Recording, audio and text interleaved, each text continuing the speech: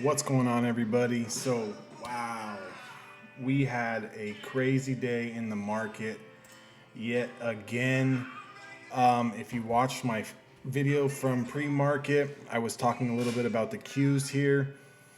And just to kind of recap on that, we have been testing this 311, 312 channel here for the past,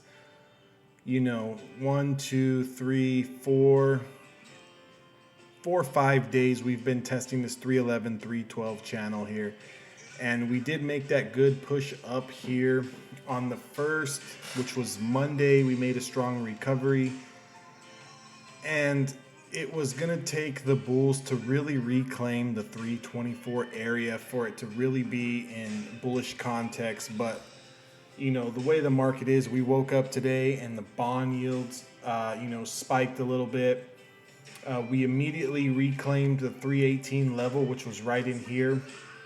We immediately reclaimed this, and then we sort of just sold off throughout the day here. And as we were coming to the end of today's trading session, we were getting down here to this 312, 311 area. And instead of looking for a bounce, we actually broke through with some power and some volume. And this has been the first time, if you could just look at the chart here, the first time since all the way back in October that we really got down to this 100 SMA line here. 3% loss for the Qs today, something like that. Is it time to go ahead and sell everything in your portfolio? Probably not. I'm not too concerned. I've got a couple of things that I'm swing trading long term. Fubu is in that. It just got absolutely destroyed today coming off of earnings. A couple other stocks. I did play a couple of moves to the downside. I played Zoom. I'll talk about that in a minute. But first, I just want to look here at the Qs. So we closed below the 312, 311 mark today. And after hours, we got all the way, down into the 308, I believe. I think it even touched 307 at one point in time. So like in the video that I talked about this morning, pre-market, the next level here, we can just look at it. As much as we want to say that, things are going to turn around tomorrow, we could have a nice recovery day tomorrow and we can try to work back up into this, 318, 312 channel here. But still, we've got to close above 324, I think, before we are really out of the woods on the bull side here.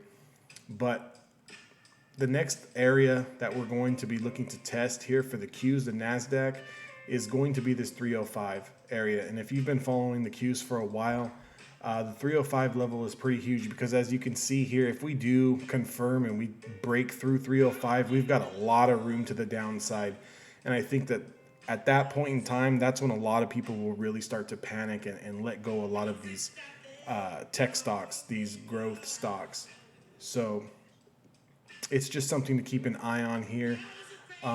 Every time that I think that we're going to have a red day following a pretty bad day, we recover. So we could recover tomorrow. That's something that we could totally do. I know Jay Powell is coming on to speak tomorrow, I believe around noon. So I'm sure he's going to try to reinforce to everybody that, the Feds aren't raising the rates anytime soon. I think he said until 2023. So, that might give the market a little bit of security, and then we might make a strong push up tomorrow. There is a lot of plays that I am looking at myself to the downside. But still, I do believe that we are going to probably test this 306, 305 level. So keep an eye on that. I did swing a contract on the Qs overnight. I got it, I think, at a 314 strike. And I'm just going to kind of hold that kind of to hedge myself and my other positions in case we do decide to come down here and test the 305 level.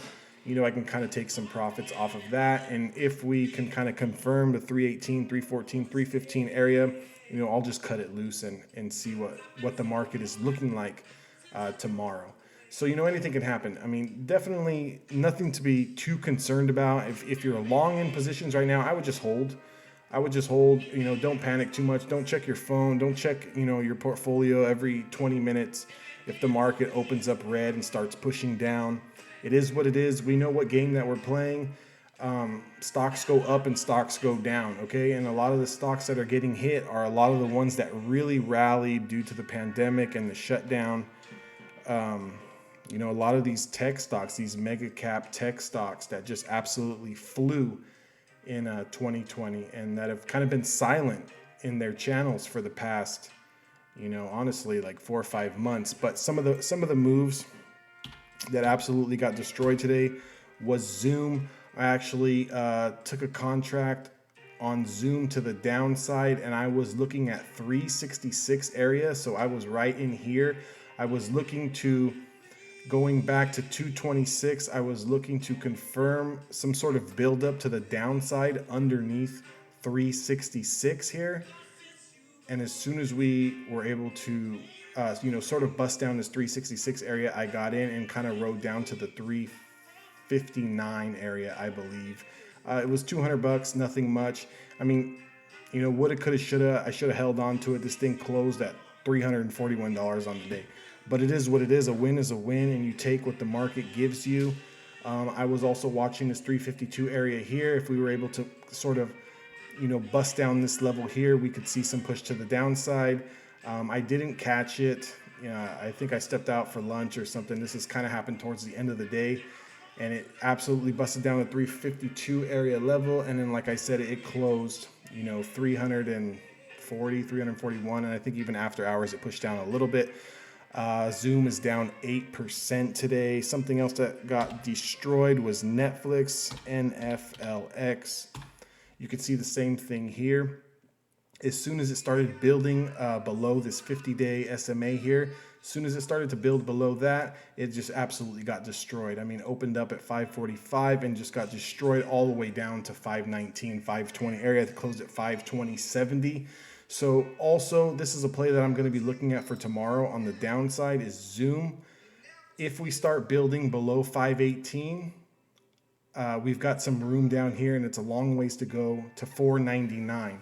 I mean, if this thing starts, you know, it doesn't have to be tomorrow, it doesn't have to be Friday, it could be Monday next week, or maybe not at all. But if this thing starts busting down 518 and it hits 500, 499, and it breaks through that, it's got a long ways to go, probably 440. Do I think that it gets there? I don't know. The big tech is getting murdered right now. So this is definitely not something that I personally want to be long in. But again, tomorrow we can open up and we can reclaim this 50 EMA or this 50 SMA. Facebook is something that I'm also watching. I mean, here's a trend line that I've drawn here at 353, 354 area. It's tested this thing 1, 2, 3, 4, 5 times out of the past 6, 7 trading days. If this thing starts to build below 253, 254, it can really start to fly to the downside. And you can just see it's nothing but open skies down here to the downside. Something else that I'm also watching for tomorrow as well. You know, but I mean, it is what it is. This is the market that we're in. You know, the sellers have kind of gained control of the Nasdaq right now. There's a lot of fear in that sector. So it is what it is. Something that I am watching to the upside is SOS. I do like SOS. I like it here at 1254 for a break for new to touch highs. But I mean, this thing here confirms, if it can confirm tomorrow 936, this thing can run to 12. I mean, will it? Like I said, we don't know, but it's definitely something that I'm watching. To the downside, I mean, if this thing can kind of, for me, it would have to probably reclaim 950. If this thing can reclaim, 950. If this thing can reclaim the 950 area, I'll be looking to get in 950 and take some profits along the way between 10, 11, and 12. As soon as we get to this area here, I will reevaluate the trade here. I will probably set a tight stop loss on SOS, probably at about $7.21, $7 in that area. If it starts to break down below that, I will just cut my losses and reevaluate when it can kind of confirm this 950 area. It was getting rejected a lot around $8.30. But this thing can get some traction. There was some call buyers coming in for SOS today on the weeklies, on the 10s and the 12s, I believe. Heavy volume coming in on the live options for SOS. So this is definitely something that I am going to be taking a look at going into tomorrow. Other than that, guys, stay patient. Let the market open up. See what the market is giving you. We could have a bounce and get a nice recovery, or this thing can continue to sell off into that 306, 305 level that I was talking about in the beginning of this video. Do not rush a trade. And also, I know a lot of guys, I mean, I've heard a lot of people on Twitter saying, oh, sit on the sidelines, cash is a position. Sure, cash is a position, but you know, we got two hands, two eyes, and we can trade this market both ways. So just because things aren't going up doesn't mean you can't trade stocks to the downside as well. So just keep that in mind when you're looking at your charts tonight and tomorrow pre-market. There's a lot of good setups. There was one more setup to the downside that I was looking at. Is it ROKU? I think it's ROKU. So ROKU here broke below. I was looking for a break here. at 391. I did not catch this. I was looking at something else. It broke below 391, 390 started to build, and this thing closed all the way at 368, 369. So for tomorrow's session, what I'm looking at on ROKU is it to open up around 365, 366, kind of start building below this area and look to ride this into profits. 328, 330, 333 area. That's where I'm going to be looking to exit if it can make it there. Obviously, again, we don't know that it's going to continue the downslide tomorrow, but if it does, it's got a lot of room to run. And obviously, if the Qs are closing below 305 and this thing busts below the 100-day moving average at 328, you've got a ton of room to the downside. 237. Is it going to get there? I don't know. Probably not. But what I'm saying is it's just something to keep looking at, something that you need to be aware of. Add it to your watch list, and just watch these stocks. You don't just jump in because something opens up red. Let it confirm the channel. There's channels for a reason. We have the charts, we have the trend lines, the moving averages. These things don't just go up and down because they want to go up and down. There's ranges where these things touch, and there's resistance levels that they need to break, support that can support the stock. And if it doesn't confirm on the support and it breaks down, well, then there's your move to the downside. Other than that, guys, take care, have a wonderful night, and I will catch you guys on the next video.